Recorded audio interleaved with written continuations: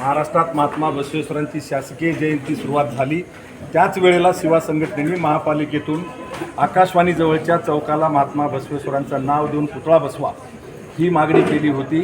20 September 2001ला ठराव क्रमांक 343 मंजूर करून आकाशवाणीजवळच्या चौकाला नाव देऊन पुतळा बसवण्याला मंजुरी 2001 साली सेवा संघटनेमुळे दिलेली आहे, पण पुतळा बसू शकला नाही। त्यानंतर 2010ला सुप्रीम कोर्टाचं जजमेंट आलं आणि चौकात पुतळे बसवायला बंदी आली।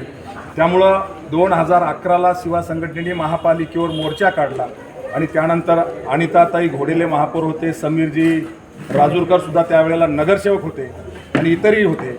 बैठक आमची झाली आणि तोडगा निघाला की आकाशवाणीजवळच्या महात्मा बसवेश्वर चौकामध्ये महात्मा बसवेश्वर स्तंभ निर्माण करायचा आणि TV सेंटरजवळच्या स्वामी विवेकानंद उद्यानातील पश्चिम बाजूच्या 3 एकर जागेवर महात्मा बसवेश्वर उद्यान विकसित करून त्या उद्यानामध्ये अश्वारूढ पुतळा बसवायचा। हे सेवा संघटनेसोबत बैठक होऊन 2011ला ठरलं आणि तो निर्णय झाल्याच्या नंतर तेव्हापासूनही सातत्याने हा पाठपुरावा केल्यानंतर आज आनंदाची बाब अशी आहे की पुतळा बसवण्याची तयारी झालेली आहे। महाराष्ट्र राज्याचे मुख्यमंत्री, उपमुख्यमंत्री आणि महापौर आणि महापालिका यांच्यासहित हा विषय पूर्णतः सेवा संघटनेमुळे झालेला आहे। त्यामुळे सेवा संघटनासोबत राहूनच या पुतळ्याचं अनावरण या ठिकाणी होणार आहे। काही लोकांचं म्हणणं होतं की 19 एप्रिलला अक्षय तृतीया महात्मा बसवेश्वरांची 895वी जयंती आहे, त्याच्या पूर्वी उद्घाटन करायचं काही अर्ध्या हळकुंडानं पिवळी झालेली लोक घाई करत होते, पण असं होणार नाही।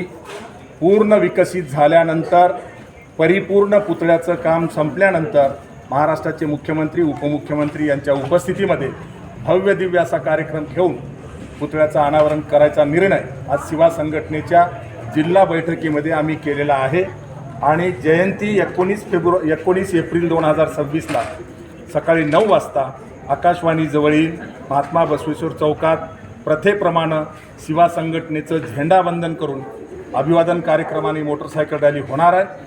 त्यानंतर जयंती संपल्यानंतर महिनाभर राज्यामध्ये सेवा संघटनेच्या वतीनं जयंती द्विपंधरवाडा साजरा होतो।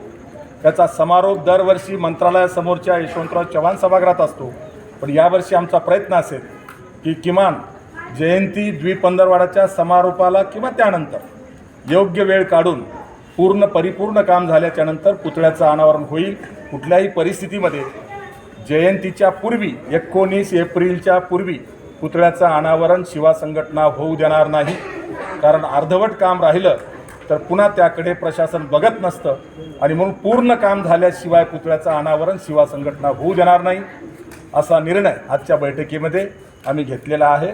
येणाऱ्या काही महिन्यामध्ये पूर्ण काम झाल्यानंतर भव्य दिव्य कार्यक्रम घेऊन पुतळ्याचं अनावरण केलं जाईल। तर अतिशय सुंदर आहे आणि त्याची प्रतिष्ठापना झाली आहे, फक्त अनावरण समारंभ किंवा असं बाकी आहे।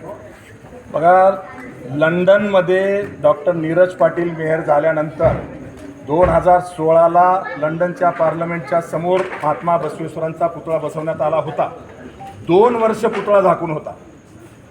14 नोव्हेंबर 2016ला त्या पुतळ्याचं अनावरण झालं पंतप्रधान नरेंद्रभाई मोदींच्या हस्ते। 2 वर्ष पुतळा झाकून होता। किंवा महाराणा प्रतापांचा पुतळा नांदेडमध्ये 1.5 वर्ष झाकून होता, पण काम पूर्ण झाल्याशिवाय अनावरण केलं नाही। इथं सुद्धा महात्मा बसवेश्वरांच्या पुतळ्याचं पूर्ण काम झाल्याशिवाय, पूर्ण विकसित गार्डन झाल्याशिवाय अनावरण सेवा संघटना होऊ देणार नाही आणि येणाऱ्या 2 महिन्यामध्ये किंवा 3 महिन्यामध्ये हे काम पूर्ण व्हावं आणि त्यानंतर भव्य दिव्य कार्यक्रम महाराष्ट्राचे मुख्यमंत्री माननीय नामदार देवेंद्रजी फडणवीस, उपमुख्यमंत्री एकनाथराव शिंदे किंवा दुसऱ्या उपमुख्यमंत्री आमच्या पवारताई यांच्यासहित प्रमुख नेत्यांच्या उपस्थितीमध्ये गौरवानं हा कार्यक्रम केला जाईल असा निर्णय सेवा संघटनेने आज केलेला आहे। महानगरपालिकेचे प्रशासन आयुक्त साहेब अतिशय स्वतंत्र आहे आणि त्यांच्या नेतृत्वाखाली महाराष्ट्राच्या उद्यानाचं काम फार गतीने होईल असं आपण वाटत नाही। 100% जी श्रीकांत हे आयुक्त आहेत, प्रशासक असतानाही त्यांनी खूप स्वतः लक्ष घालून या पुतळ्याचं काम पूर्ण करायचा प्रयत्न केला आहे। त्यामुळं जी श्रीकांत आयुक्त असतानाच येणाऱ्या महिना 2 महिन्यात 3 महिन्यामध्ये पूर्ण विकसित होईल, पुतळ्याचं परिपूर्ण काम होईल आणि त्यांच्या उपस्थितीतच ते आयुक्त असतानाच आणि समीर राजूरकर महापौर आणि राजेंद्र जंजाळ उपमहापौर किंवा अनिल भैया हे सगळे आपले नवीन पदाधिकारी आणि महाराष्ट्राचे मुख्यमंत्री उपमुख्यमंत्री आणि शिवा संघटना यांच्या उपस्थितीतच पुतळ्याचं अनावरण केलं जाईल. मराठवाड्यातून हजारो शिवा मावळे या अनावरणाच्या सोहळ्याला जय शिवाचा नारा देत तिथे उपस्थित राहतील असा निर्णय आम्ही आज केलेला आहे. माझा पुतळा हे मान्य आहे, परंतु पुतळा छत्रपती संभाजीनगरमध्ये अतिशय उत्कृष्ट आणि सर्वात मोठा पुतळा आहे, याचं समाधान आमचं आहे. 1% देर आहे दुरुस्त आहे. पुतळ्याचं अनावरण व्हायला उशीर झाला हे जरी खरं असलं तरी मराठवाड्याच्या राजधानीला साजेसा छत्रपती संभाजीनगर हे ऐतिहासिक शहर म्हणून या शहराला साजेसा पुतळा आणि स्मारक महात्मा बसवेश्वरांचं या ठिकाणी प्रशासक असताना जी श्रीकांतनी पुढाकार घेऊन उभा केलेला आहे. मला याचा सार्थ अभिमान आहे आणि अशा प्रकारचा पुतळा मराठवाड्यामध्येच नाही महाराष्ट्रामध्ये सुद्धा नसावा अशी माझी अपेक्षा आहे.